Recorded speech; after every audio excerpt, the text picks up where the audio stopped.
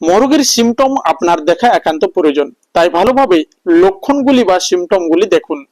এই হচ্ছে মরগের সিমটম, যা আমরা প্রথম দিন ইনজেকশন করছি। ইনজেকশনের মাত্রা হচ্ছে 2 ml। এই 2 ml করে আমরা ইনজেকশন করব। এই প্রথম দিনের ইনজেকশন করার পূর্বে আপনি তার চোখ দেখলেন, কিভাবে চোখ ঢেকে রয়েছে। এই ইনজেকশন হচ্ছে ইন্টারমাসকুলার। আবার আমরা একে পরপর 5 দিন ইনজেকশন করেছি। ইনজেকশন করার লাস্ট দিন আপনাদের সামনে তুলে ধরেছি সেই সিমটম বা সেই মোরগের চোখ। দেখুন কিভাবে সুন্দর সেরে উঠেছে। এবং লাস্ট আমরা ইনজেকশন করেছি 6 দিন। তাই অধৈর্য না হয়ে ট্রিটমেন্ট চালিয়ে যেতে হবে, এটা আপনার একান্ত প্রয়োজন। কারণ ট্রিটমেন্ট যদি সঠিকভাবে না চালিয়ে যান বা সঠিক মাত্রায় ওষুধ না প্রয়োগ হয়, তাহলে আপনার মোরগ সেরে উঠবে না। দেখুন সঙ্গে আবার খাবার খাবে। এই মোরগের কিন্তু টেম্পারেচারও ছিল, জ্বর ছিল 107-8 এভাবে। এখন অনেকটাই নর্মাল টেম্পারেচার এসেছে এবং সে সুন্দর খাবার দাবার খাচ্ছে। তার ভিডিও শুট আপনাদের সামনে আমি তুলে ধরি। এই রোগী মুরগি সম্পূর্ণ সেরে উঠবে যদি প্রথমে ভালোভাবে চিকিৎসা হয়। কিন্তু চিকিৎসা করার পূর্বে ডিটেলস ধারণা রাখতে হবে। ওষুধের সঠিক মাত্রা, রোগের লক্ষণ এবং উপযুক্ত বাসস্থান তৈরি করতে হবে। আপনি এজিথ্রোমাইসিন, অফ্লক্সাসিন, অ্যানারোফ্লক্সাসিন, সেফট্রাকজন সবকিছু ব্যবহার করেছেন, কিন্তু কাজ হচ্ছে না। এর মূল কারণ হচ্ছে ওষুধের রেজিস্টার। এই অবস্থাকে কাটিয়ে তোলার জন্য আপডেট মেডিসিন সম্পর্কে ধারণা রাখতে হবে।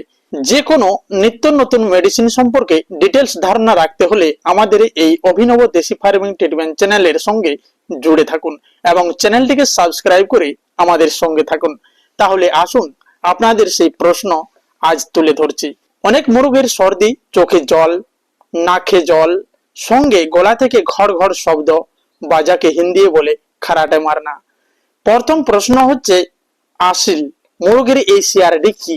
সিআরডির পুরো নাম হচ্ছে কর্নিক রেসপিরেটরি ডিজিজ। এটি এক ধরনের ব্যাকটেরিয়া যা বায়ুর সংস্পর্শে থাকে।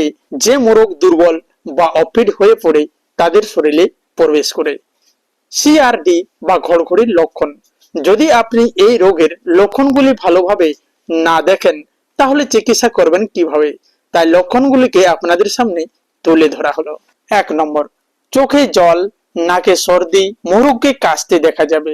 শ্বাস নেওয়ার সময় মোরগের গলা থেকে ঘর ঘর আওয়াজ বের হয়। শ্বাসকষ্ট হবে এবং মুখে শ্বাস নালী থেকে গন্ধ বের হতে দেখা যায়। এছাড়াও চোখ ফুলে যায় এবং চোখের ভিতরে এক ধরনের আস্তরণ জমা হয়ে চোখ অন্ধ হয়। পরে মোরগ কিন্তু মারা যায়। এই সিআরডি রোগ হওয়ার কারণ কি কি? 1 নম্বর, খাবারের ম্যানেজমেন্টের অভাব। 2, ফার্মের অফিট বা দুর্বল মোরগ এই রোগে বেশি শিকার হয়।